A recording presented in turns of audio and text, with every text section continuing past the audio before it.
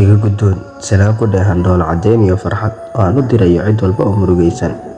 Ma ogtahay walaal, adduunyadan inay tahay meel laga safrayo oo aan lagu waari doonin. Sidaa awgeed walaal, adduunyadana ma ahan mid u qalanta in loo murugoodo. Dhoola caddeey walaal, oo ka yal dhoola caddeyntaada mid u qalanta saaxiibkaaga. Iskana ilow wixii muruga ah ee la soo dhaafay. Wixii tagay way tageen oo waa taariikh la soo dhaafay oo ma tirtiri kartid. Hadda samee taariikh cusub oo qurux badan. Wixii ku asiibay kumuu dhaafeen, wixii aan si ku asiibin kuguma dhaceen.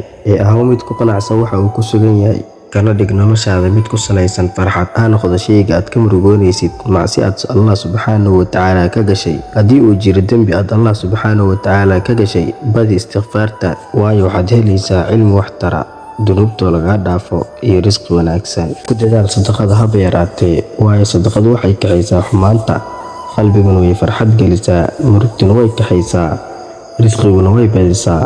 Ku qurxi noloshaada dhoola caddeyn, reerayn iyo cibaadada Allah oo ha ka quursan raxmadda Alle.